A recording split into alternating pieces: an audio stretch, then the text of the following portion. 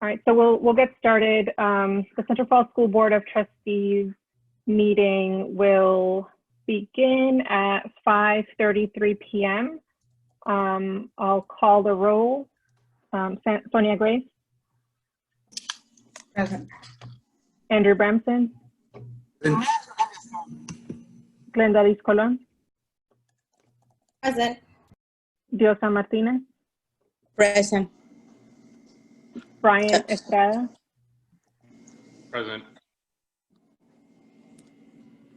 We have a quorum, so we can continue. I haven't heard from Hugo, but maybe he's joining a little bit later. Sonia, do you want to make an announcement about the Portuguese interpreter for now?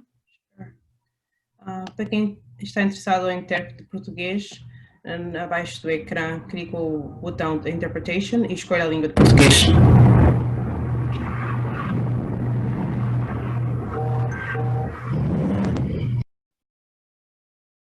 Por ahora no tenemos intérprete en español, pero tan pronto la persona se una a la reunión, haremos un aviso para que puedan escuchar la reunión en español. Disculpen la molestia. All right, so the next item on the first item on the agenda is the consideration of the meeting minutes of October 1st, 2020. I'll entertain a motion to approve, a second, and then we'll move into discussion. So moved. So moved by Brian Estrada, a second, I think, by Andrew. Thank you, Andrew. Any discussion, questions, comments? Diosa, I'm sorry, I didn't get that. I don't abstain. You what? Abstain. I was not Oh, present. you'll abstain. Yep. Okay, great. Thank you. Any other comments or questions? Hearing none, motion was made by Brian Estrada, seconded by Andrew Bramson. All those in favor, please say aye. Aye. Aye. Any opposed? And one abstention. The meeting minutes are passed.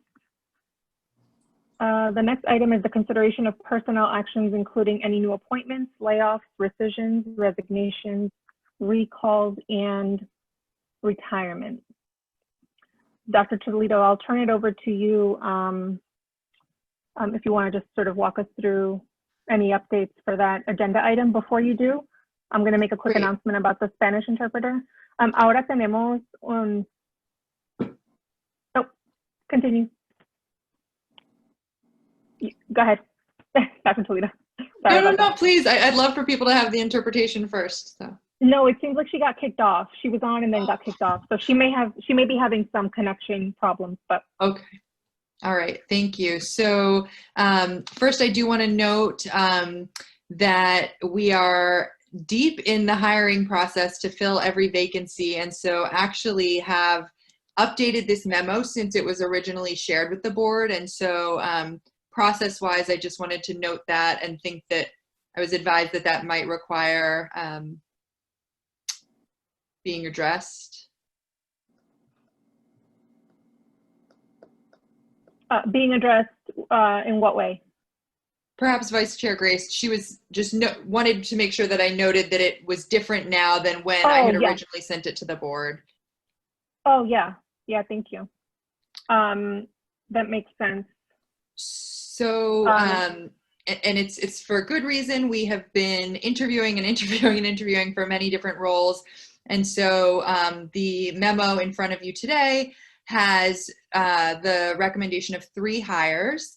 The first is for a teacher at Calcutt Middle School, the second for a school nurse, and the third for a ELA teacher at the high school. And then since we were last together, we also had 4 resignations, a personal care attendant, 2 teachers, and a reading specialist who have all moved to either other districts or the private sector. So we thank them for their service to Central Falls. Anyone, why don't we, I'll entertain a motion to approve the personnel memo first. So moved. Moved by Sonia Gray, second. Second.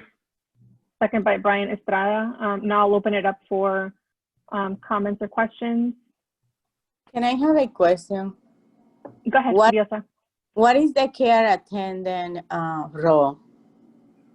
Sure. So a personal care attendant is typically a support that is through a student who has an individualized education program, and then that support or service of that individual supports a child with a disability typically. Oh, okay. Thank you. Sure. Andrew? Two questions. One, after this gets approved, how many vacancies do you still have? And I'd be curious to know if any of the resignations that are listed here are teachers that had been laid off and subsequently recalled. Great question. So to the first, I would say there's a range. The quick answer would be 18 vacancies. That includes, though, coverage for leaves related to COVID and some 0.2 roles where we see overages. So that number fluctuates a little bit. I would also say we are hiring for as many substitutes as we could possibly find. So I didn't include some of those numbers in that 18. Your question about whether any of the resignations are people who had been laid off, in this memo today, no.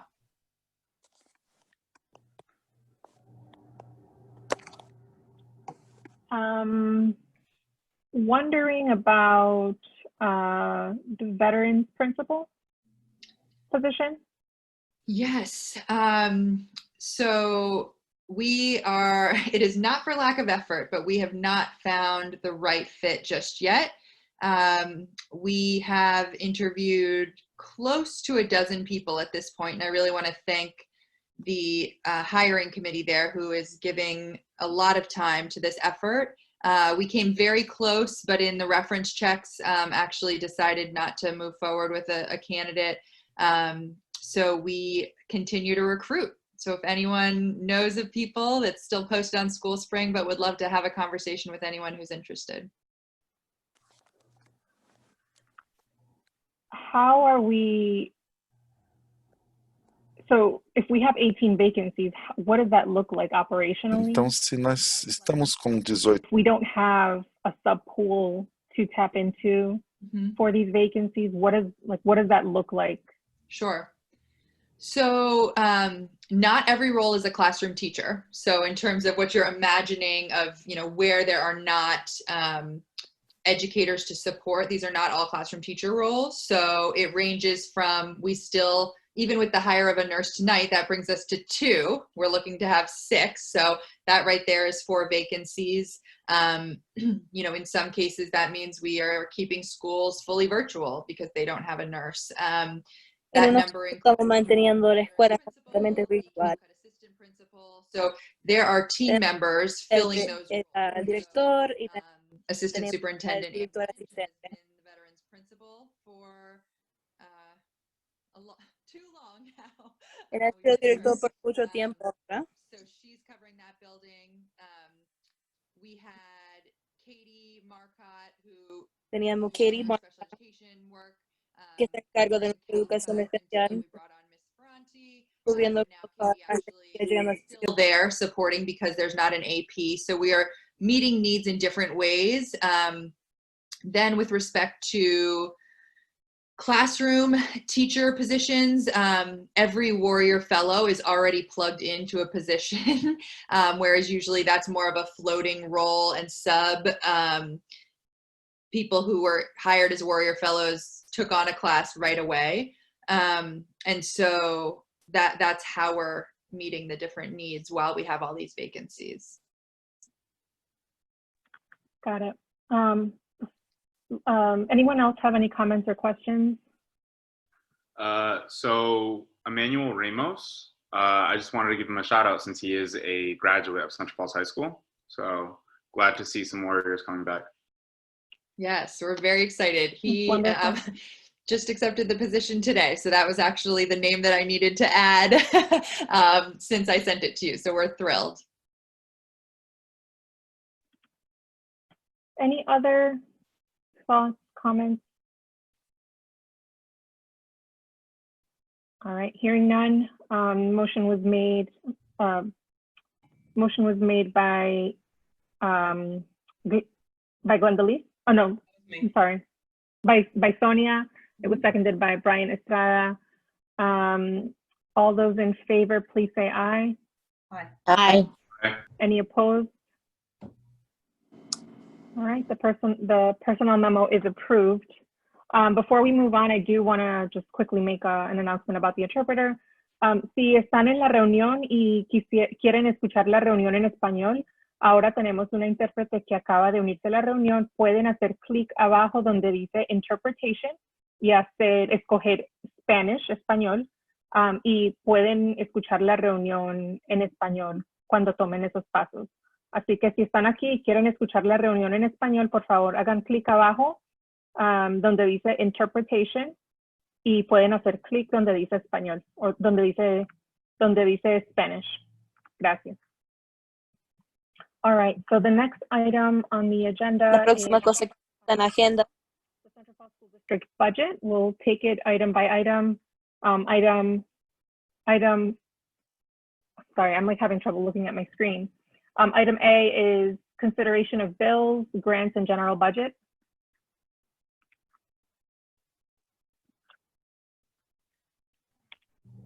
Okay, I can speak to them. I got a package, review them, approve them.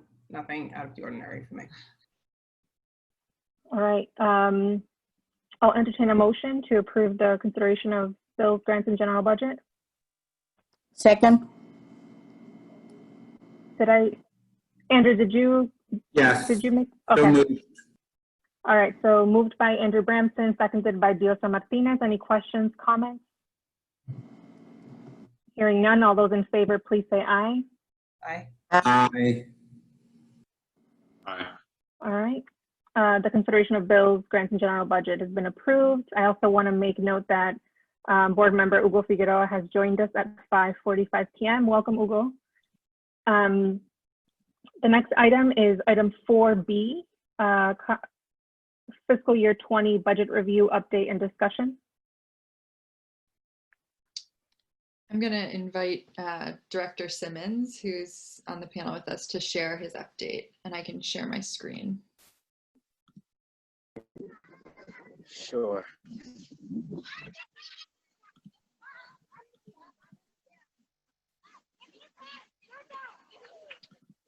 You can let me know when the screen's up, Steph, because I'm on my phone. Okay, I can see it now. All right, awesome.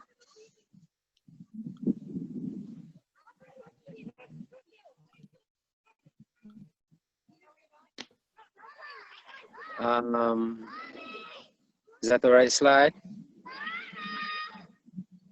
I believe so. It's an Excel spreadsheet.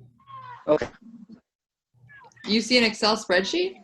Yeah. Yes, new team member Yes. process tracker. Okay, that's not what I'm intending to share. That's not what I see. Thank you for flagging. No problem. That's very odd because all I see is your slide, Carrie. Let me get rid of everything else. I don't mind just talking through it. It's pretty simplistic. Okay, why don't you get started? All right, awesome. So good evening, Madam Chair, fellow board members, and the community of Central Falls. Where we are right now in terms of the budget is pretty much where we've been since we started this year. We do not have a budget as of yet. We're still waiting on the General Assembly to enact the budget. So as of right now, there we go, Steph. So as of right now, we are receiving about 93% of what we would normally receive last year. All the operations are active. There are no concerns as of right now in terms of payroll, paying our bills, or conducting what we need to, be it hiring, the purchasing of materials for the kids. So we are, we're in a not the best position because we don't have a budget, but we are in a functional position. With that being said, as of this morning or late last night, we have submitted 1.8 million in application of the 1.8 million that was allotted to us. We left about $2,000 left on the table that we could not find a home for, but we found a home for the other, 1.7999 million. So I want to thank the team for their efforts with that. Next up is the ESSER fund application. And we found a home for about 1.3 of that 1.5 million that we can apply for. So just in my mind's eye, even though we don't have a budget and the General Assembly may not give us what we're looking for, I have a hope that the 1.8 for COVID and the ESSER funds, that we'll be able to receive that. And that at least puts us in a better position than a lot of other districts that did not receive the funding that we received. Lastly, our annual audit it's almost coming to a close. We're scheduled to finish on October 15th. We had our walkthrough today, and our masterful accountant took care of that. And so I'm pleased with the staff that I have. And we're doing the best that we can just to make sure that Central Falls is has an ethical fiduciary responsibility back to the staff, the students, and the community. And to keep in front of us, we are still hoping for that 46 million. And with that being said, I'm open to any questions if there be any. And Superintendent, if I miss anything, please let me know. Andrew, I see your hand. Yes, thank you for the report as always, Gary.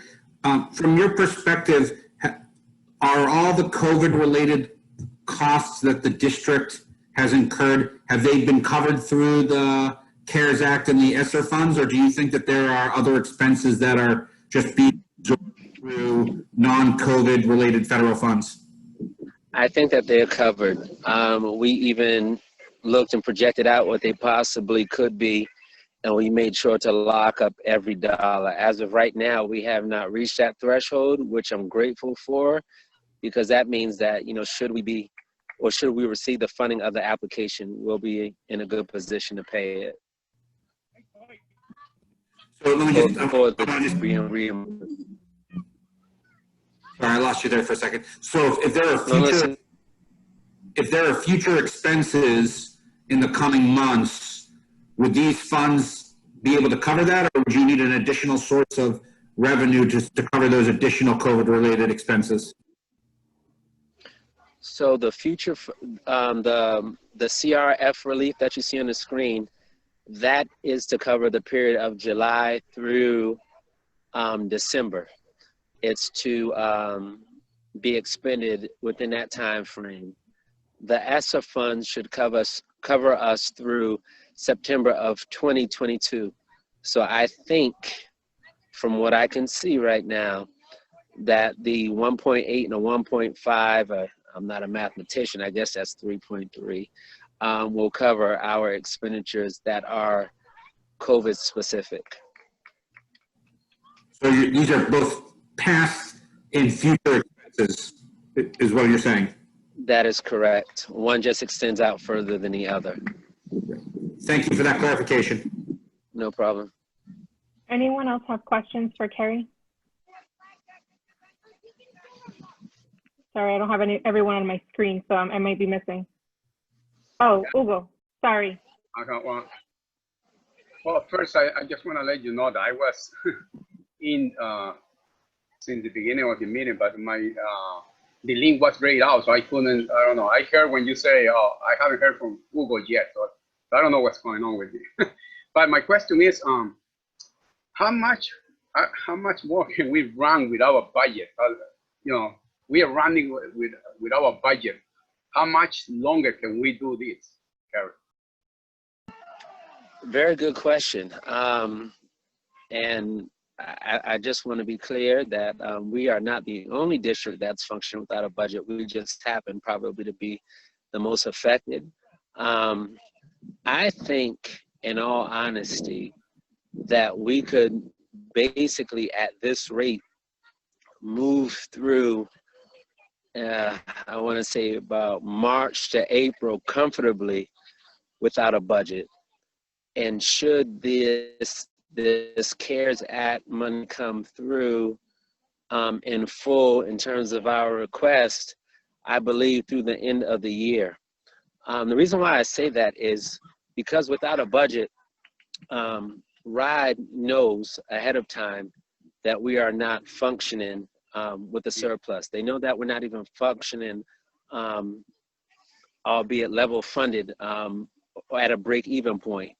So if there is a deficit, RIDE knows that they're going to have to incur it. Now, it's not the best position to be in, but I'm no more concerned at this point right now than I was last year. So I hope that that's helpful.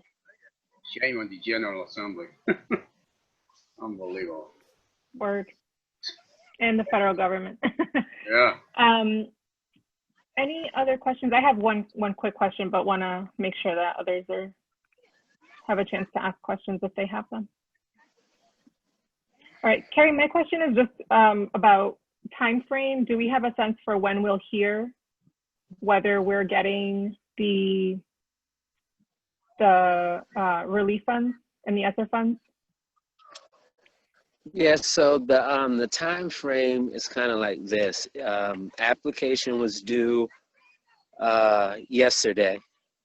The first set of reimbursable funds against our application is due November 30th. The last and the final is due December 31st. So what I'm encouraging our team to do is to start submitting the invoices of the expenses that we have incurred. And I figure RIDE will let us know sooner than later if there's something in our budget or our request that they want us to change. But the purpose was to lock up all the funds so that even if they want us to change it, they understand that we have a need and we could put it somewhere else. So I just plan on submitting every invoice that we can as fast as we can to get the money in the district. But that also means that we have to spend the money. So it's not like just getting the money. It actually has to be a real cost. And you know, I built some staff members into it in addition to what we had last year. So for example, I know that we had maybe some 0.5 nurses. So I moved everything up to 1 in full so that we hopefully can get all that we need above and beyond what we had the previous year. Long answer to a short question, but. No, that's yes, helpful context. Thank you. All right, so I think you gave us the FY20 and FY21 update, correct? That's correct. Okay. Great, thank you. Anything else, Dr. Toledo, that you want to add to that, or? Just my appreciation to Kerry and his whole team, because it has been a big lift to get to this point, and last night's submittal. So thank you to them. Sonia, I thought I saw you unmute yourself. Just want to make sure you. I did it by mistake. I'm sorry. Okay. All right. So the next item is item 5A, homeschool application. Great. So consistent with the last few months, we have an additional homeschool application. In this situation, it's a family with 2 students in the district. One would be at Vets, one would be at Calcut, and the family would just prefer to do the homeschooling rather than a distance learning option. Based on our conversation together and the curriculum resources that they've selected, I do recommend approval of this application. Okay, I'll entertain a motion to approve the homeschool application. Motion to approve the homeschool application. Second. Motion Motion made by Sonia Gray, seconded by Glendalisa and Ugo. Any discussion, questions? Hearing none, all those in favor, please say aye. Aye. Aye. I am also an aye. The homeschool application has been approved. Thank you. All right, moving on to item 6A, under new business is email and acceptable use policy.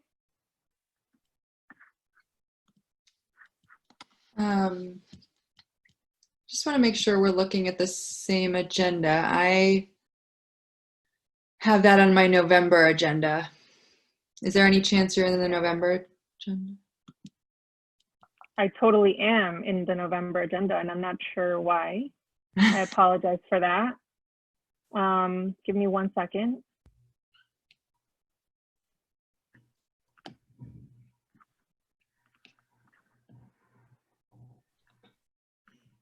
Okay. Apparently, it's all aligned though, right up until that point. Okay, so the next item is actually public comment. And so, Michael, if you could do me a favor and just open up the chat. I'm going to ask attendees to please, once the chat is open, if you could please type your name in and let us know if you want to provide public comment to the board. The chat is currently open, so if you'd like to provide public comment, please do so.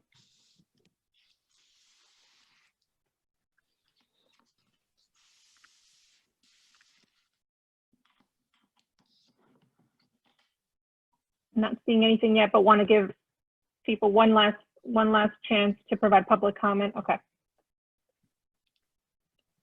There we go.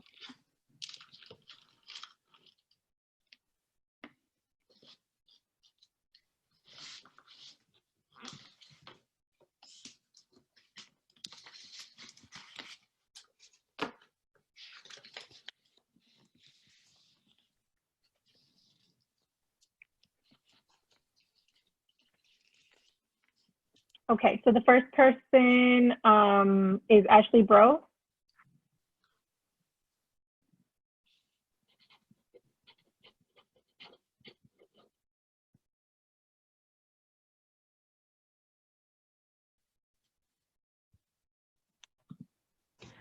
Good evening to the board.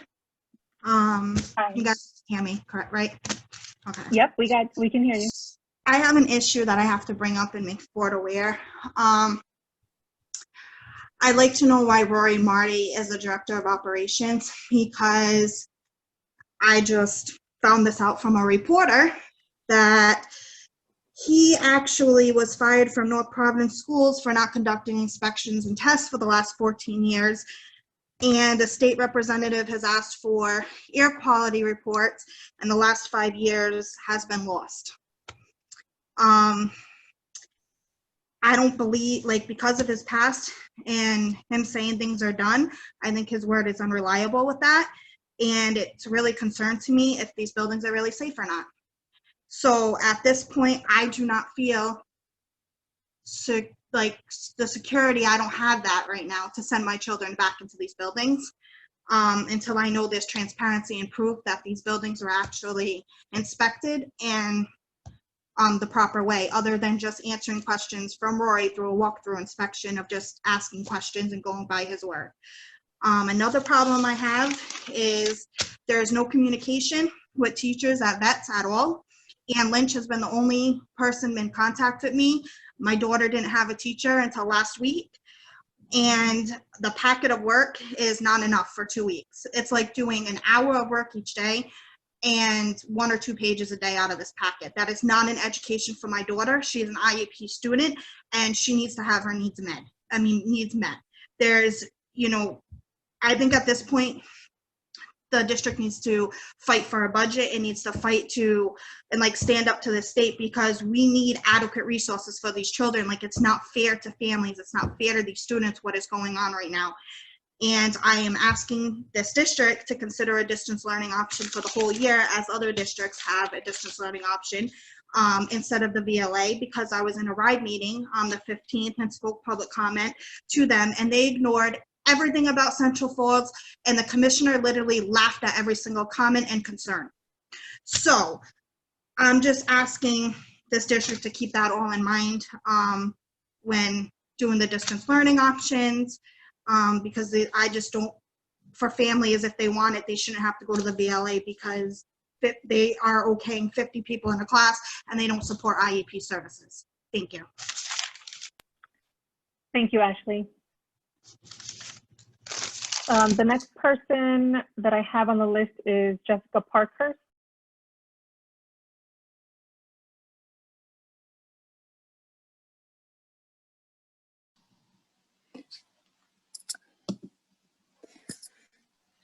Can you hear me? I feel like that's always the first question everybody has to ask. We can hear you. Okay, good. Good evening. Thank you for allowing me an opportunity to speak tonight. My name is Jessica Parkhurst. I'm the full distance learning teacher for the 234 self-contained class at Veterans Elementary, which is also known as Superhero Headquarters. At this time, I am being required to teach from my classroom where my desks, windowsills, and bookshelves were not cleaned prior to school building beginning, despite having a sign on the door saying it had been deep cleaned. As of this afternoon, the staples that had fallen on my floor while constructing books for distance learning packets on Tuesday are still on my floor today. I find this concerning for many reasons, but the one that I believe the most concerning is that these items were visibly not taken care of and we were told they were done. How can we be sure that the items we cannot see are truly being completed? In these times, we've been asked to put our lives, our friends, our families' lives, as well as our students' lives at risk each day. It is frustrating and stressful to think that we may not be getting all of the actual information to know that we are all in safe classrooms and school buildings. When the state took over Central Falls while I was a student in 1991, the agreement with the city of Central Falls was that we would that they would maintain and keep up the public school buildings while the state would fund all other areas of public education in Central Falls. This obviously has not happened in decades. I guess today they came to stripe the parking lots free of charge. This is a shame and a disgrace. I strongly encourage this board, the Central Falls administration, and the Central Falls Teachers Union to unite and demand that the city conduct full inspections of every classroom in every building by hiring a private company, which have been done in many other districts, and provide a full detailed report to all stakeholders before in-person learning is considered. The city owes it to our community, and we all deserve to know the truth about the quality of our air and ventilation systems. In addition, we have yet to hear what metrics will be used to decide when school buildings will be completely shut down. The community spread continues to increase from week to week. As of this meeting, I believe it is at almost 7%. During Dr. Fine's webinar, he specifically stated that due to the families that our students return home to, multi-generational families, schools should remain full distance learning unless the community spread is at or below 1%. I just said that ours is at 7. We have been assured that we will follow the data, listen to science, etc., but this does not seem to be the case when we are bringing children into schools with a spread at almost 7%. This is dangerous and irresponsible. Thank you for your time. Thank you, Jessica. Next, I have Kathleen Bound. And on deck is Donna. I'm calling on you because you typed in the chat, and so I want to give you a chance to make your comments so that it's on the record. If you don't want to speak, you can just let me know, but just wanted to give you that opportunity. Actually better off that I don't speak. You might want to just read the comment because I'm not the happiest of campers. But thank you. Okay, so next we have Donna.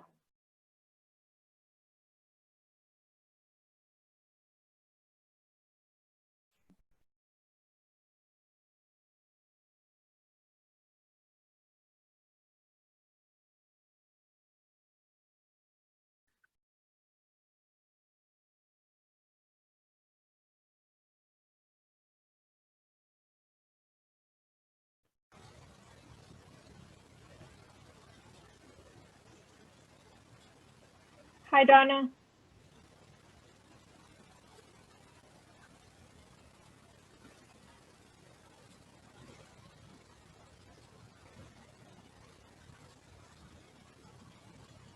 Donna, can you hear us?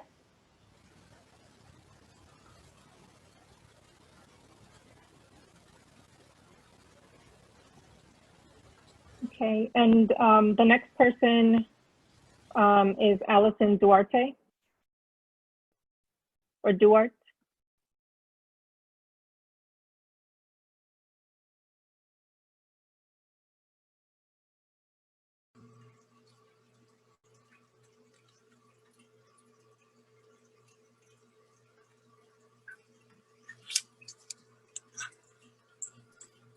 Hello. Hi. You'll be happy to know that I have positive comments today. I just wanted to let you know that I'm the distance learning teacher for kindergarten at Elleris School, and we are doing an amazing job.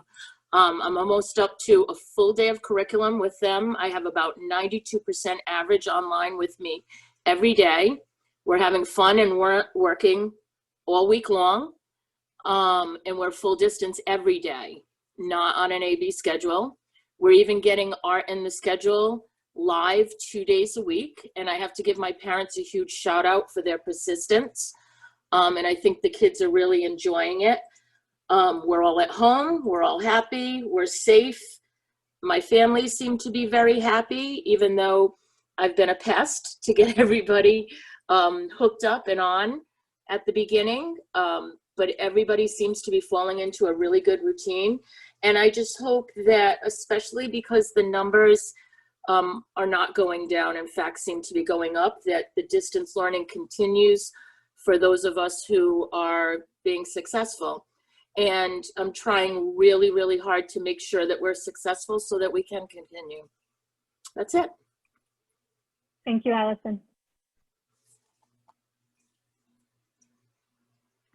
Okay, so that brings us to the end of our public comment. Moving on to superintendent comment. Great, thank you. Let me share my screen once again.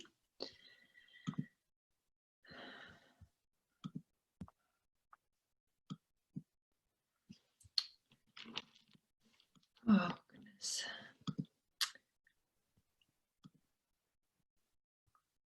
I apologize. The same error that happened before led to me closing too many things out. Okay.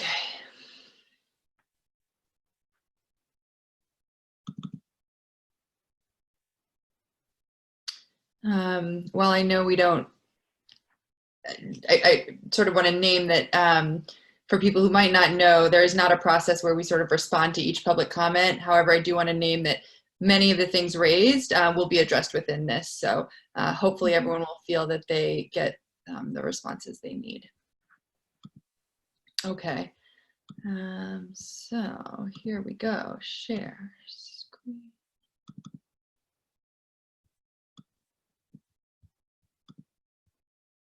Okay. Does everyone see superintendent update this time? Okay, super. Never thought I had to verify that it would be different than what I see. So I do want to start with just taking a moment to recognize two fallen warriors. Since we last met, one of our former students, Jeremiah Maldonado, has passed, as well as Myra, who served in the district for 20 years. And so if we could just take a moment to recognize these two.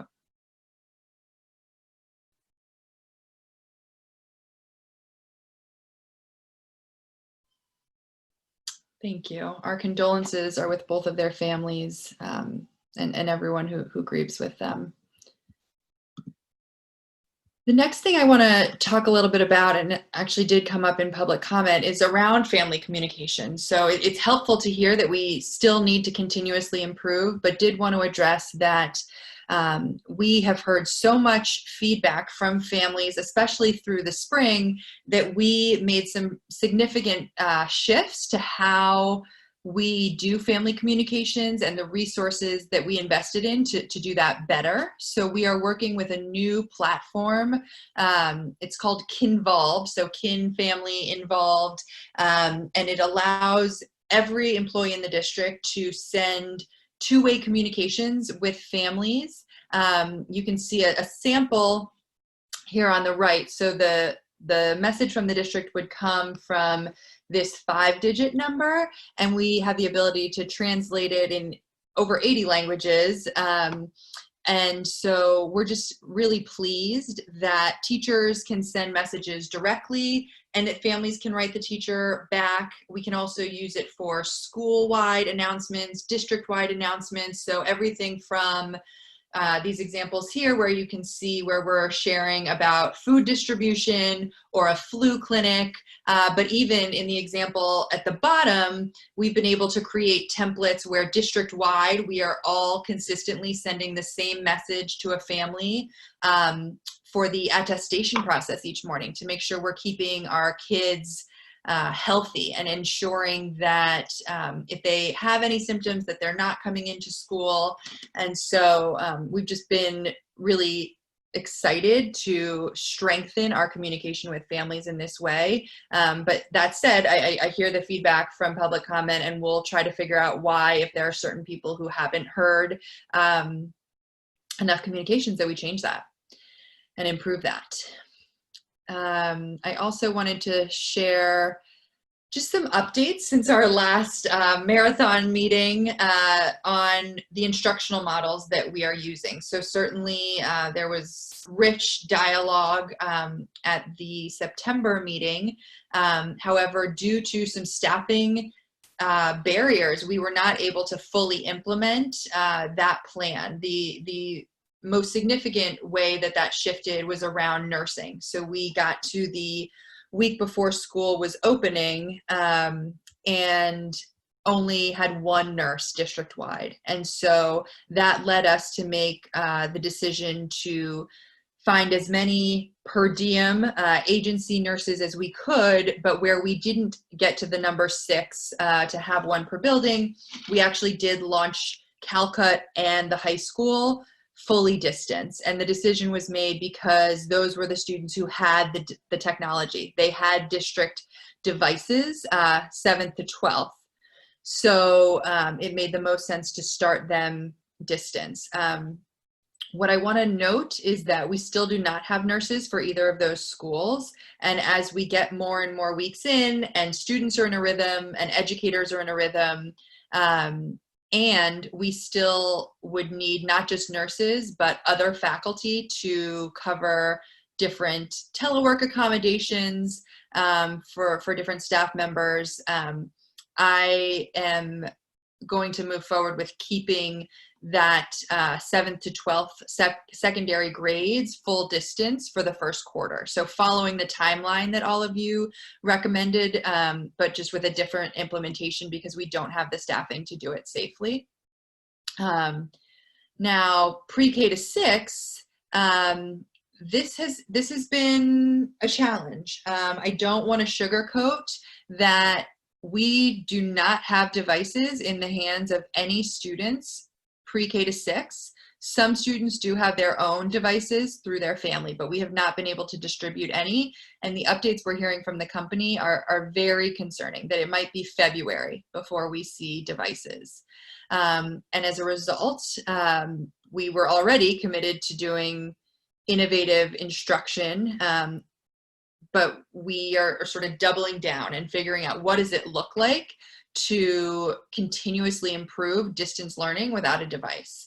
In this picture, you can see teachers who are holding sessions with families, with students to do, establish rapport, but also have started to do assessments and interventions and get to know students outside because they don't have the ability to do synchronous instruction as they would if there were devices. We also have teachers recording asynchronous lessons that can be shared through ways that can be accessed even if the family doesn't have a Chromebook to receive it, but could be sent through that Kinvo platform I was just sharing, where it's sharing a link to a smartphone where a student could watch a lesson, or using apps like Class Dojo. Teachers are developing standards aligned binders. So I know we're hearing a lot about packets, but I want to sort of raise the bar on what is being thrown around as packets. Teachers are putting a great deal of work, and principals are working with teams to say, what does it look like to develop instructional materials that can be done at home? Now, again, I don't want to sugarcoat it. It is very difficult for any student to then just take those learning materials without the instruction being done as it would have traditionally been done. But we are constantly trying to think of ways to improve that. And then many of these apps that can be used on a smartphone, many of our teachers are having students then take pictures of their completed work and upload it through platforms like Class Dojo and Seesaw. And so teachers are actually able to give feedback on student work, even though we don't have Chromebooks in the hands of our pre-K to 6th graders. Our team, though, never ceases to amaze me, and so I just wanted to put a few more images up that sort of highlight the innovation to address what we agree is unacceptable. I wouldn't question or go against anyone who said the way that this is playing out to be in a pandemic with cases so high, without the technology, it's not acceptable. But as we keep fighting for what we believe is right for our students, our teachers and teams are so innovative. So you'll see the 6th grade team at Calcut here handing out materials to families during a family orientation day. And above that, you see a teacher at the high school, Mrs. Maris, giving a virtual tour of the high school to her advisory. And in the top right, these are students, high school students, who are part of our new Geek Squad. It's a paid opportunity where they were paid over the summer to get training in IT and different computer science coursework. And now they are fixing old devices, so that we are working arduously to get what are no doubt old devices, very used devices, but get them updated enough to distribute so that hopefully we can have all of Calcut, 5th and 6th grade, also have devices in short order, maybe as soon as next week. And then in the bottom right, I think this speaks to some of the public comment we heard about, are there other resources? We are working to figure out with our curricular partners who has apps so that some of the learning materials can be accessible through a smartphone, even if there's not a Chromebook. Not all the partners have an app, so we're trying to either push them to create tools that families could access even if they don't have a device, or start some new partnerships with those companies that do have high quality instructional technology that could be used on a smartphone. I also thought the board and the public may be interested to just see how the numbers have shaken out. So this is a perspective based on students and how students are sort of spread across the different instructional scenarios. So we have 17% of students right now are in person, and the number would have been higher, but because of the nurses and keeping Calcut and the high school fully distanced, you might just be interested to know that's 32% of elementary. So of the schools that actually could be open for in-person learning, they're at about 1/3 of their students coming for some in-person learning. But then 82% of students are in a distance learning option, 46% with a device, but the group that I am most concerned about right now is the 36% of students who are in a distance learning program without a device. No question, that to me is the most concerning. If interested, our teachers have been beyond flexible, and I, have used the word innovative many times, but do just want to sort of give some color to what we're talking about. This is a breakdown by teacher of how many are in person, full distance, or doing both. And actually, we have a significant number of teachers in the elementary schools who took their classroom assignment and then, based on those family preferences following the last board meeting, created a group of in-person and a group of hybrid. So if you take, I'm thinking of a specific teacher at Ella Risk in 4th grade. In group A, her group A is all in person and her group B is all distance. So she is teaching both, and that actually played out to be quite a common scenario. This is just another breakdown, the more traditional breakdown of enrollment, as you would have seen me share last year. But you can see the same parallels of the vast majority of our students qualifying for free and reduced price lunch. Not many shifts here, although one notable difference is that as of today, October 1st, we're at 2,700 students, whereas a year ago we were at 2,900. And so that felt noteworthy. To one of the public comments, I do want to speak to assuring building safety. So first, in partnership with Rory Marty, our Director of Operations, I have and maintain all the reports, and in fact have had access to Public Records Act requests for the building reports. So if anyone were to be interested, we can certainly share those for many years back, both from the fire department as well as any other internal reports. So I assure you that I review those closely. Mr. Marty also never worked in the district that was referenced. So I do think it's important to share that I have a lot of trust in our team, and our team is working hard to not only make sure we meet all the requirements, but go above. And I think a powerful example of that is that we made sure the buildings were safe.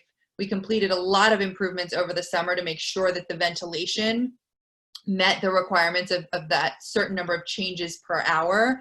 But with knowing the winter is coming and it will be harder to keep windows open, we wanted to get ahead of it. And so it was actually Rory Marty who went to RIDE and sought emergency funds. And so we, as of today, are confirmed for an additional $200,000 of improvements to the HVAC system, even further than where we already are, which meets the requirements. So I do want to thank him for that work and share publicly that not only are the buildings safe, but we're making them even safer. And then I believe I might have just one more. The other thing I want to share is that while cases of COVID are up in Central Falls, we still have 0 positive cases in our schools in this school year. And I just want to thank every single person who is going above and beyond, every staff member, to ensure that we are hand washing and socially distancing and mask wearing, have set up, incredible protocols for arrival and dismissal and attestation and temperature checking. I mean, the layers, it is taking all 400 employees to do this safely, but everyone has been incredible partners, including families who are learning new processes for arrival and dismissal. And so again, just really, really grateful to be able to say that everyone is healthy. We have had situations where people have needed to quarantine because we are committed to holding a higher threshold. So when there is any risk, when someone says I'm symptomatic, they're going home and they are getting tested. And so we have had 22 staff members quarantined thus far, even just 3 weeks into the school year, and 1 classroom quarantined due to a student who is symptomatic. However, happy to report that she is healthy and COVID negative, and all those kids are back in school learning. So We are learning more and more every day about how to continuously improve our processes. I spend a lot of time on the phone with the Department of Health to just make sure that we are following and exceeding all protocols. But again, as of today, we still have an incredibly healthy school district community. And I believe that was my last slide. Yes. Any questions from the board? I have two. Yep, go ahead, Hugo. When you mentioned PK to 6, you say that we are getting those devices. I just want to know where we getting those devices from and how come it's taking too long until February. That doesn't make sense. Yeah. Oh, it's such a good question. So frustratingly, even though we ordered 3,000 devices in the spring, only a third have arrived. So we had received 1,000 of the 3,000 order. The most significant reason for the slowdown is that just by chance, the company we were working with was using forced labor in China. And so that rightfully was shut down, that production. And so we needed to very quickly change vendors. And I want to give a huge shout out to Michael Ritchie, who this happened the week he stepped into the role. He, was our data director and is now data and technology. And without batting an eye, was finding new vendors, rerouting devices through different countries. Now we're working mostly with Canada. All that to say, we have not received a single device since the summer, since mid-July when those original devices came in. And so what's frustrating is that the date keeps just getting pushed back. So I know at the last meeting I told you we were supposed to have an order by September 10th. That has come and gone, and now they're saying it's an even longer runway to get that shipment. So we have made as many people aware as we can and are trying to see. That's where a lot of the COVID funds have gone, because anytime we can even, we're willing to overpay for devices to get them fast. But even with the financial resources to do that, the devices just aren't available. So how are we doing distance learning with our device? It's like I'm working from home remotely without my computer. How are we doing that? Yeah, such a good question. I'm going to go back a few slides just to sort of reference some of the different innovative things that teachers are doing. So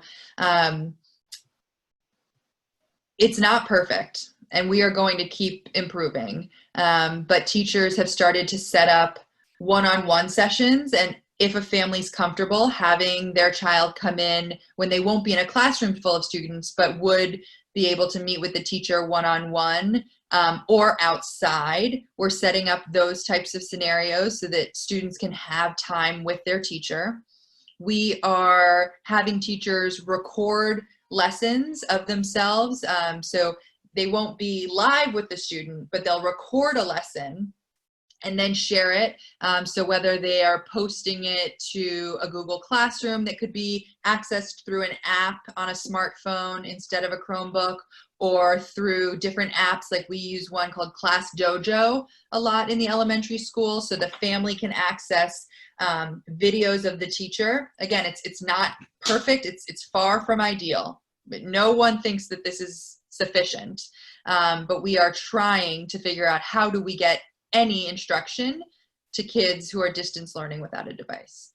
And then teachers have been really creative in having alternating binders. So they'll send home materials with a student, and then the student will return that binder, but the teacher will have already prepared the next week's. And so doing some rotation of different curricular resources that way.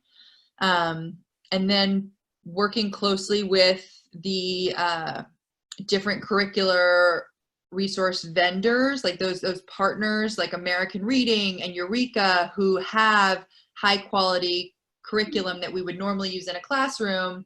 They continue to build out their tools that can be accessed. And then finally, we are looking to make some more investments. So some of that money that Carrie said is, amounts that are sort of left on the table, we're now pivoting to figure out who can provide, so like access to different texts, so that students would have basically a library of books through their parents' smartphone. And so we do plan to make a few more of those types of investments, so that if families either have their own technology or when the technology arrives, that we will be positioned for students to access it right away. So things like Dreambox and Accelerated Reader and different high quality curricular resources that we can get in the hands of families. Right. Thank you. Thank you, Hugo, for your questions. Anyone else have questions? Glenda, and then Andrew. Yes. So I've been struggling because Isabella's 6th grade, literally in tears yesterday. She's overwhelmed and she misses the instructional time. She loves going to school. But even with distance learning, she would do great, you know, because she's getting it through the computer. Have we weighed the option of how many students, like for example, in her classroom, have their own device that can join a classroom, a structured instructional time, versus the ones that don't? Because I can't imagine waiting until February, because she has a device. Such a good question, and I appreciate you raising it. And it's actually one we are just figuring out how to operationalize, whether we actually shift students so that students who have access to a device that's not from the district are together, or if then a teacher does some live instruction for students who have a device and could be synchronous, but maybe record that so that it can be shared through, you know, channels like a smartphone for those students who don't have the device. So we actually are collaborating, sort of co-designing this with the union right now. But really appreciate you raising it, because we have been surveying families and learning that there's about a third of families in that pre-K to 6 range who said, I can provide a device. And so we don't want those to go underutilized. Thank you. Andrew? Thank you. A few questions. What can you tell us about the number of teachers who have who are working, who have telework provisions being provided, the number of teachers, and what percentage of the entire teaching workforce does that entail? Great question. And I do want to say there's a few different factors. So it's about 20% of staff have some sort of an accommodation to telework.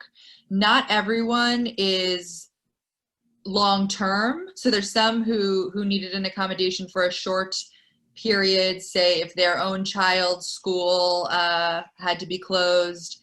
And then there's other accommodations that are just for certain days of the week, but not for all 5. So it's not to say that that impacts, just as you sort of scale that percentage, it varies whether someone is sort of in need of this through the entire pandemic versus sort of on an interim situation. So it is changing regularly. And then the new layer to that, beyond the accommodations, is now just as we see more and more people needing to quarantine, what the impact of that will be in terms of people who are saying, I feel healthy, I can telework, but while I quarantine, but I can't physically be in the building. Thanks. Next question is similar to Glenn-Delise.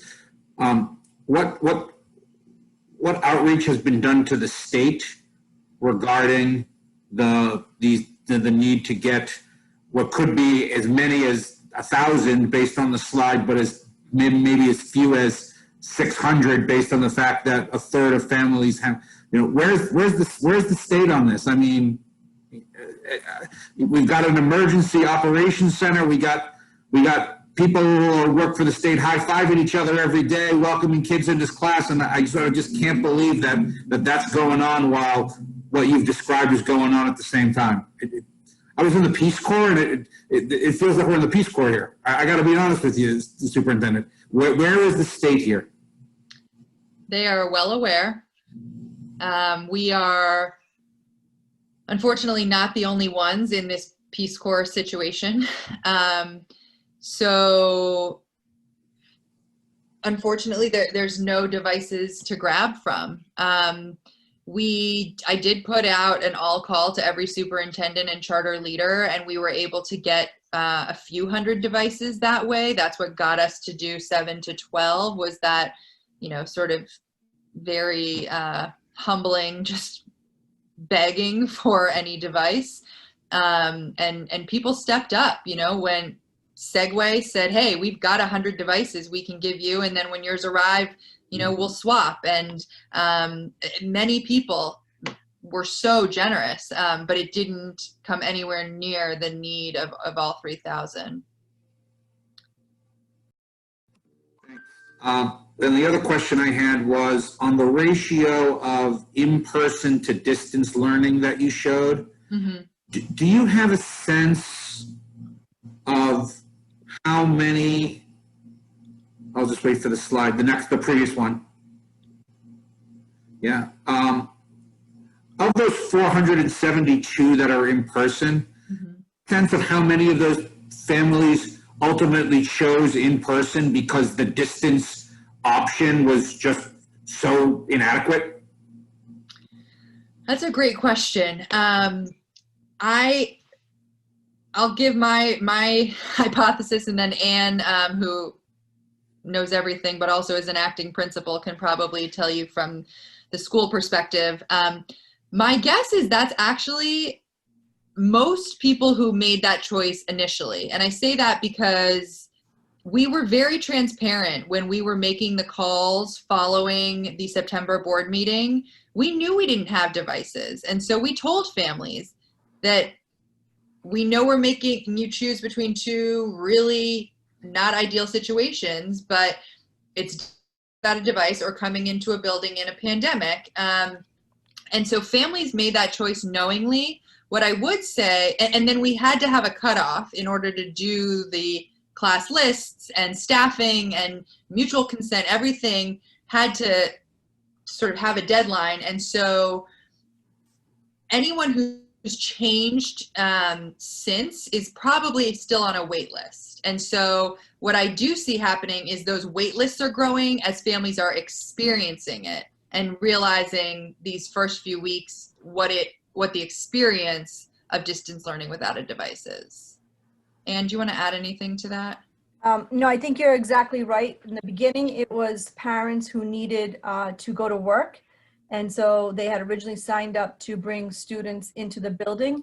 And then I think after the first week, when they saw that it was smooth, we now have extensive waiting lists. And the younger the kids, the longer the waiting list.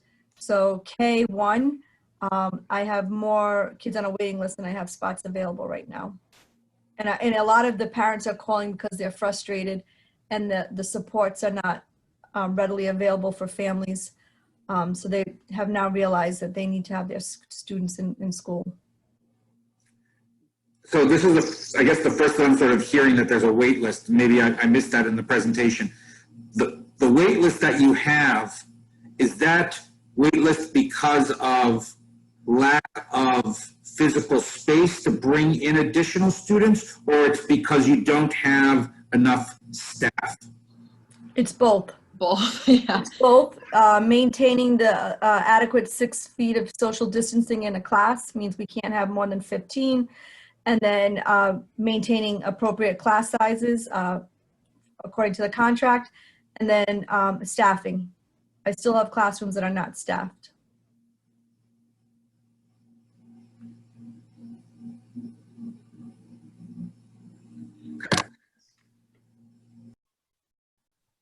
Andrew, are you wrapping up? One more thing. Ugo, before you ask your question, I want to give Sonia a chance to ask her questions. I know she's been waiting. Go ahead, Sonia. I know we're really deep in talking about this teaching and in quotes school time, but we used to do a lot of out-of-school support and a lot of out-of-school time. How are you feeling about that? What is happening to all of those other support services that existed? Is that just pause? We're not even thinking about it? Is there something going on? And then I just wanted to speak a little bit more about the enrollment drop that I think you brought up, and whether we have any information of where those 200 students that were with us last October are now, whether they just disappeared or actually know where they went. Those are my 2 questions. Sure. So to speak to the first one around out of school time, I'd say there's a couple factors. So we are running a very small number of programs. Some of that's due to the pandemic, but some of that is also just due to the fact that just about 14 months ago, we didn't get that 21st Century grant that used to fund all the after school programs. So huge shout out to Director Tatiana Baena, who has nurtured all these different relationships with different out of school time providers to ensure that we can maintain some, but we've had to scale back out of school time considerably due to not having that grant. But then the layer of the fact that you're trying to have stable pods, and so if students are in a stable pod during the day, they were encouraged, the guidance from the state was that they should be with the same students in out of school time, and that just is not how our programs run, because you would need a unique program for every classroom then. So both for safety, but also the funding, it's significantly reduced. But to give a shout out to one example of an amazing program, Director Baena wrote a grant to the Rhode Island Foundation related to the census. And so she has had a student-led group who has been doing census outreach in the community.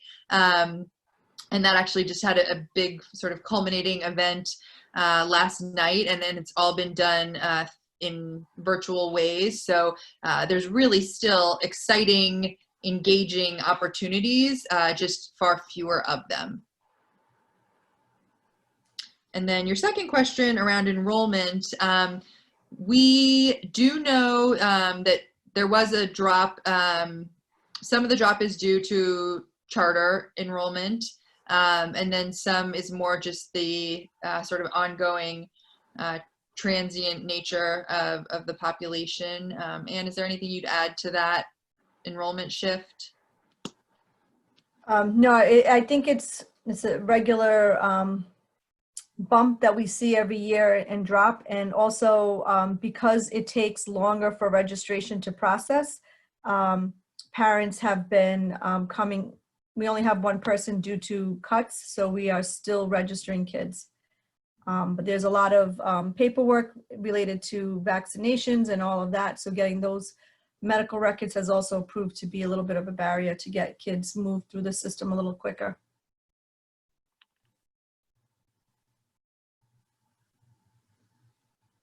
Anyone else have questions before I jump in? Some of my thoughts and questions. Oh, Ugo, sorry. Yep, go ahead. I was thinking, I know we are short on devices. And so that's, for example, at my house, I don't know if my daughter is supposed to have a device, but at my house, we have like 5 computers. When you guys give those devices out to the students, do you ask if they have computers at home or something? Yeah? We absolutely do, and encourage anyone who has a device to use it. And usually, to be, transparent, the Chromebooks are pretty sort of first entry level, sort of basic Chromebooks. So very often the devices that students have access to are more powerful than the ones we're providing. So we try to be really transparent about the device that we would be distributing. But did very much encourage only students who were in need of a device to come and grab one. So even if they have computers, laptops, or at home, we still giving them devices. They're encouraged to not come and get one. We don't just, if someone says they need one, we give it to them. And so it's really up to that individual student to decide whether they're coming to get it. Okay. Thanks. Yeah, I mean, I get what you're saying, Hugo. I also feel like it's not a, you know, it shouldn't be on the family to have to sort of close the gap on the technology, like the technological deficiencies that we have as a district. Like, I think that speaks to the larger issue of inequities that we're seeing and we're hearing Dr. Toledo sort of update us on. But I get you, and my guess is that families who have, you know, Dr. Toledo mentioned that there are families who are PK through 6 who are saying, actually, like, I have my own device, right? And so I believe, Dr. Toledo, you mentioned you're working on trying to figure how to operationalize, yes, you know, that aspect of it. It's a good question, Ugo, and ultimately, it's on us, right? And it's a failure by this system that we're not able to provide that to students and families. And so I have so many thoughts and so many questions. Many of them have been shared by other board members and by people who provided public comment. This sounds, I mean, it's hard to even describe. Just listening to your updates, Dr. Toledo, I'm sure it's not easy to have to put them together, and I'm sure not easy for you to share them with us. And for teachers and all staff and school leaders who are experiencing this day in and day out, I am sad and ashamed that all I can offer is like my sympathies, right? And that feels really awful, because what we should be able to provide you is with answers and with solutions. Andrew, you asked this question earlier this week, but you asked it to Dr. Toledo too. It's, where is the state on this?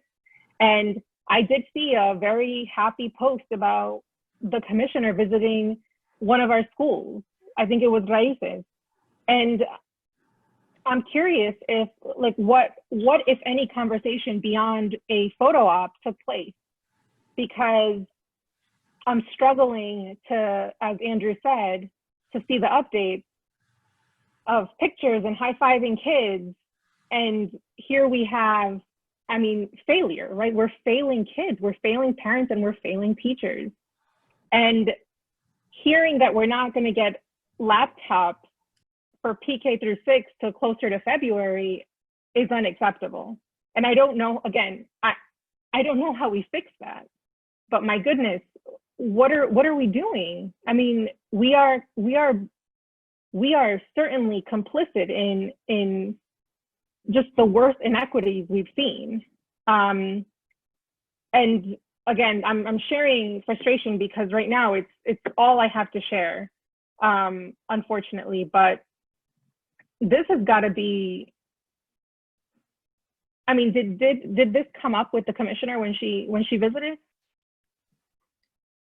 It did, and she shared that there's unfortunately many districts, perhaps not at the same scale of 2/3 of their district without devices, but that many districts have this shortage. And I was beyond proud of our teachers who spoke honestly with her about the reality. So just want to give a huge shout out, because Principal Limer and I very intentionally brought the commissioner to classrooms where teachers were teaching students who are distance learning without devices, meaning they are trying to come up with, any sort of solution, doing individual phone calls, FaceTiming, recording lessons, but certainly was able to welcome the commissioner and sit and have a real honest chat, because they don't have kids in front of them, unfortunately. Whether through a device or sitting in front of them. And so I, without, oops, Hope. I had a 3-year-old sneak in at my feet. Hopey, no, you cannot do that in here right now.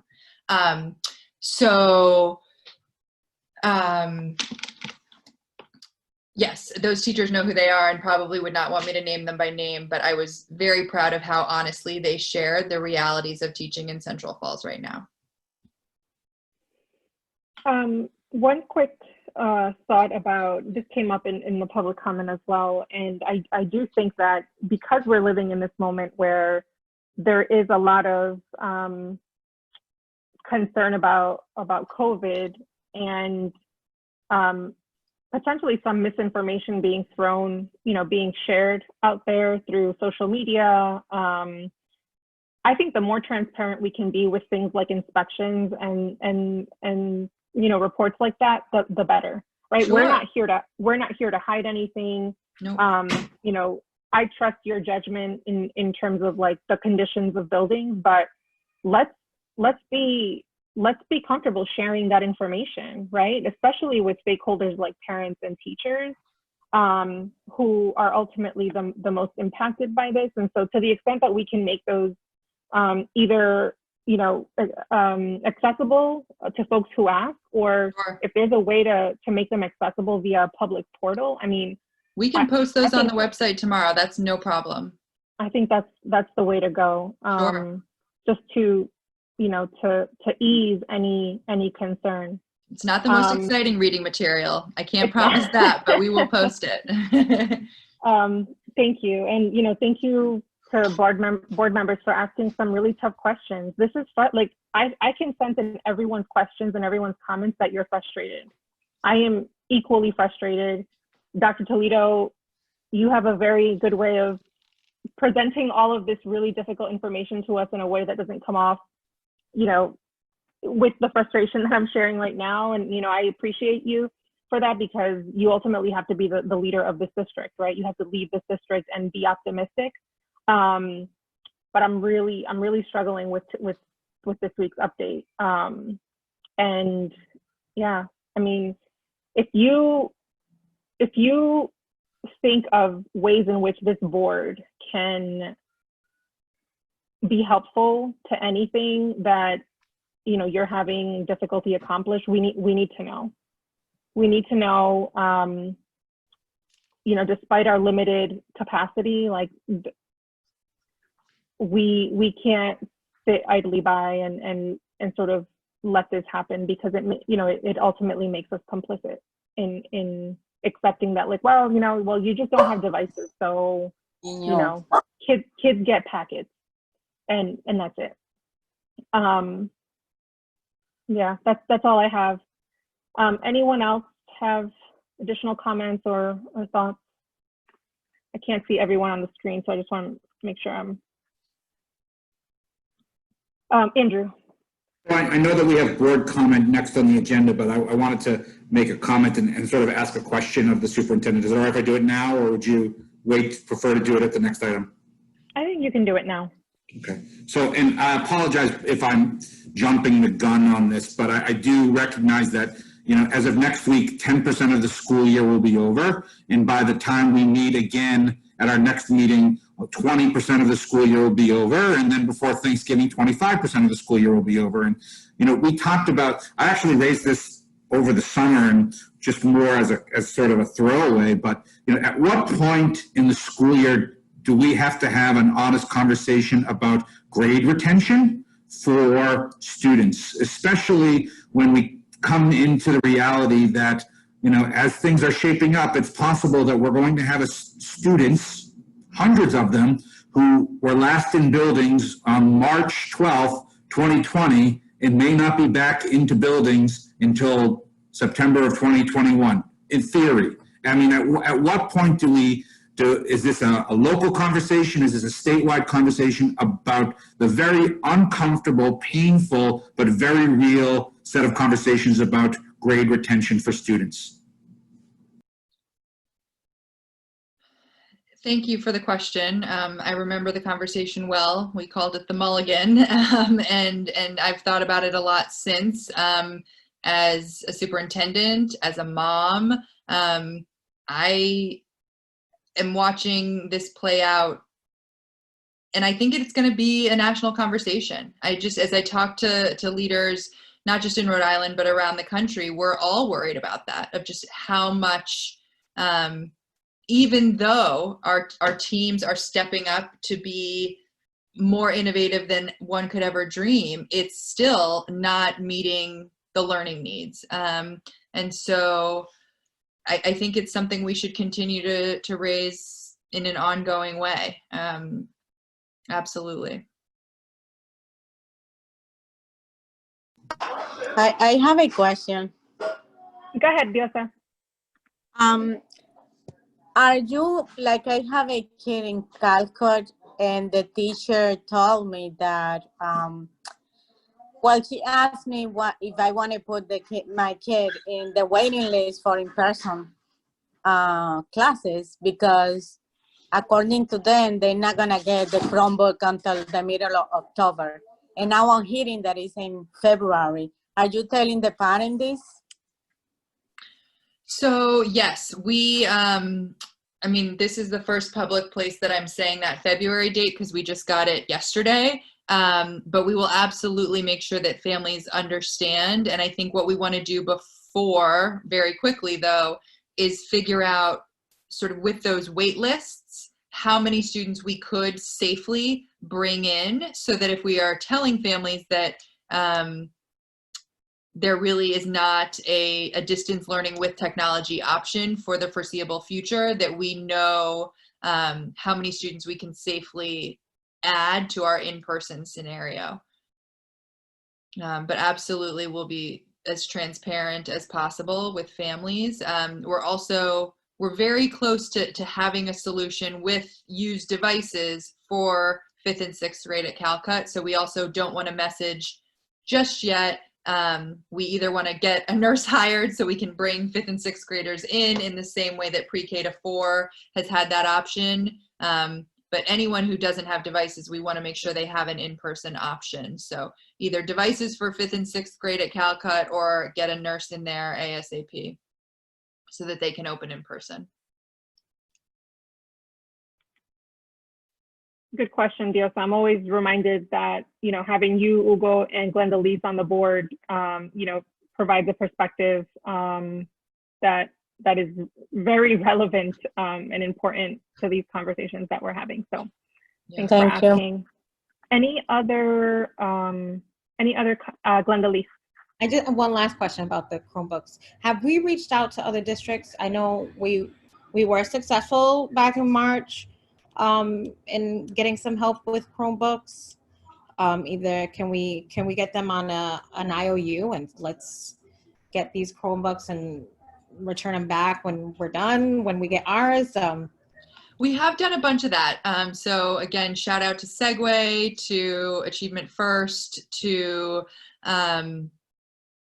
Jamestown. I mean, we asked everyone, not only in Rhode Island. I was sending national emails, anyone who I could drive to and pick up devices.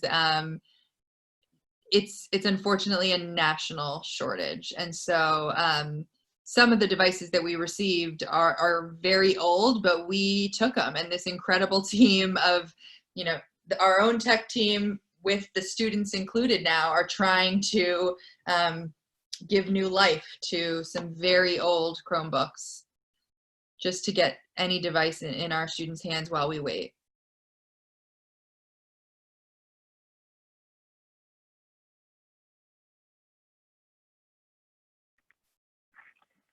All right. Thank you again, Dr. Toledo, for engaging with us in these difficult conversations. Board members, thank you again for your questions.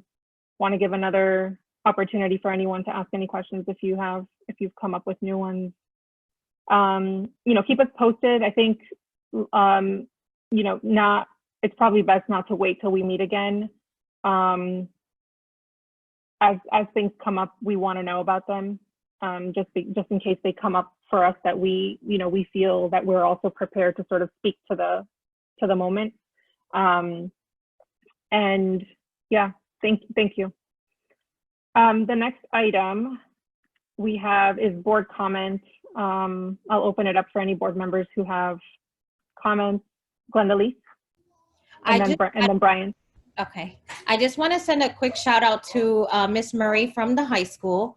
I don't know if she's on, but if she's on, I want to publicly thank her and her husband. They spent countless hours. Deadline was due for high school students to register for a URI credit course, and her husband was FaceTiming every student to walk them through and make sure that they were registered and able to get the credit. So I just want to publicly thank Miss Murray and her husband. I truly appreciate it as a parent and as a board member. Thank you. That's wonderful. Thank you. Thank you for sharing that, Gwendolyn. Bryant. Hey y'all. I know I haven't really like spoken or asked questions. There's just so much going on in my mind right now. I'm like, my heart's beating and I'm kind of shaking, and I'm just like, I'm at the point where I'm just pissed off. You know, being like the newest member on the board, I came on at the end of last October, right?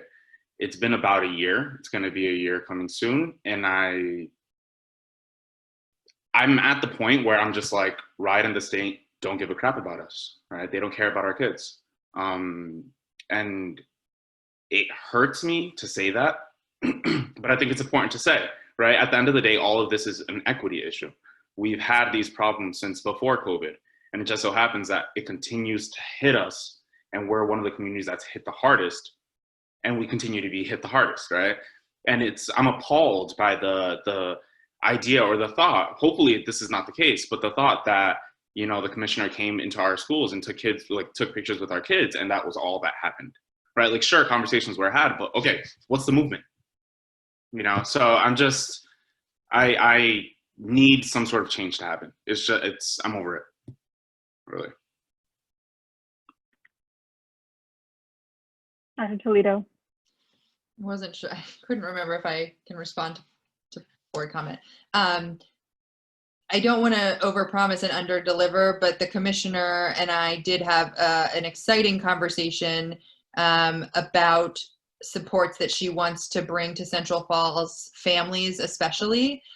So again, it's super early in the conversations. We but are talking about some exciting partnerships. So I don't want the takeaway to be that it was a photo op. In fact, our principals, gotta love them, were very clear when I said, is there anyone who would like to host this visit?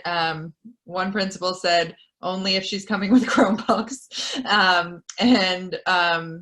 Another said, only if there's no pictures. And so I you know, people are keeping it real. We had a very honest conversation. It was not a photo op.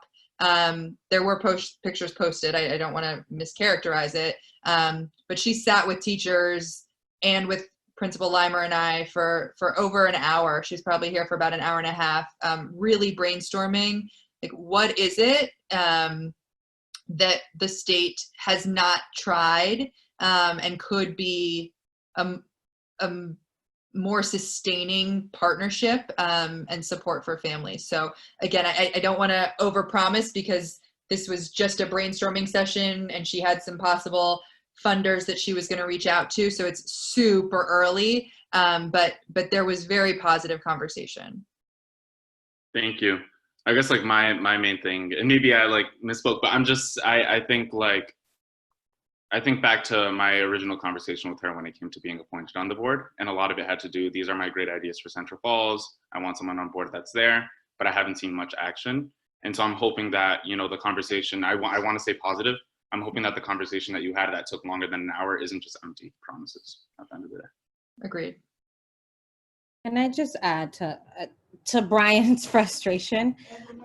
I don't know how, everything's being tried on all ends, but I don't know how we're not at a state of emergency. We're in a state of emergency. Yeah. Why has that not been declared on the schools with all these Chromebooks missing?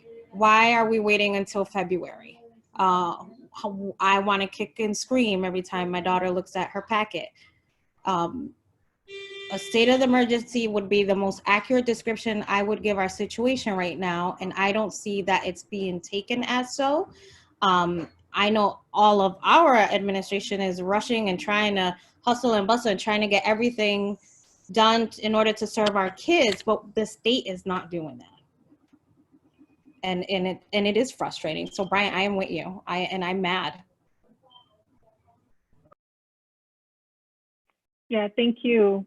Thank you both for sharing frustration, right? It stinks that it seems like that's the only thing we have to offer right now, right? Frustration and anger, because we rely on the state. We rely on the state to act and to be intentional about what happens in this district. And we've been waiting for, I mean, I want to echo Brian's point, like, this isn't just COVID, right? We've been waiting a long time for RIDE to come through, for the state to come through, and it's not working out. I do just want to reiterate, in this scenario, though, it's not financial. Like, I don't want anyone to hear we couldn't afford the Chromebooks. It's like, yes, and, right? Like, we need a better relationship with the state. We should fight the systemic issues that led us to even start the pandemic without sufficient devices, right? Like, you could, I know Board Chair Gonzalez and I have had that conversation of, like, in a just, equitable world, we would have had devices before. We wouldn't have entered from such a deficit place. So both things are true. I just want to make sure that if no one takes away that this is a financial issue, it's a supply and demand. Everyone wants Chromebooks, and there are not enough to go around. So if anyone has innovative ideas that we have not thought of beyond crowdsourcing, please let me know, because we are so open to any suggestion of how we get devices faster. I mean, one thing Carrie and I have even talked about is, like, could we reimburse people if this is, not best practice, but, if people are in stores and can acquire 10 at a time, like, what could we do to try to get devices sooner? So again, just reach out to me anytime to be a thought partner on how we get those devices sooner. Yeah, and thank you for clarifying that. I think the at least for most of us, if not all of us, I think it's bigger than this moment, right? Like, I think this moment is just showing us, showing us how bad the inequities are. But this isn't the first time we have a conversation about inequities and inaction by the state and inaction by RIDE. And so, to your point, like, shoot, we didn't have to be here had we just invested better prior to COVID hitting. We wouldn't be here. We'd be one-to-one with great devices, and we'd be able to do distance learning, improve on distance learning. And so I think that's the frustration, right? That it's not just about, like, okay, the devices aren't here, it's taking long for them to get shipped. We get that, right? Like, it's happening at a national level, but there is a lot of truth to the fact that the state has let this district down for a long time, and it is why COVID has exacerbated that, those inequities. So yeah. Okay, great. Any other board comments? Just the last, we looked into other devices rather than Chromebooks, iPads, MacBooks, anything and everything. Yes. The iPad solution, we are definitely exploring. MacBooks, unfortunately, then it does become a funding issue, just because, they're probably 10 times a Chromebook, but absolutely. The iPads, I actually think, are a better solution for, like, pre-K to 2, where they're not typing essays and such. So we are exploring getting more iPads. Yeah, great idea. What about, like, Android tablets, or like Kindle Fires, things like that are less than $100, which, I don't know. I'm wondering if that would even be helpful. Yeah, these are all great suggestions. Thank you. We'll keep huddling and trying to figure out how to get every student access to their teacher. That's what it really is. It's like, we talk about the technology, but we really just want them to, whatever it takes, to have them accessing their teacher for direct instruction. Yeah, but I think at this point, no matter what we order, because COVID is gonna delay everything. I know a lot of companies have issues like that. Ordering laptops, Chromebooks. It's gonna take a while, probably. Blame on COVID. All right, everyone, thank you. We are now moving to, I'll entertain a motion for adjournment. So moved. Moved by Andrew Bramson, seconded by Brenda Liz Colon. We are now adjourned with the next scheduled meeting for November 5th. But board members, please check your email. I did send an email about potentially having a second meeting later this month. So, you know, keep me posted on your availability so that we could get more frequent updates. You got my response already. Yes. All right. Great. Bye, everyone. Thank you. Thanks. Bye-bye. Bye.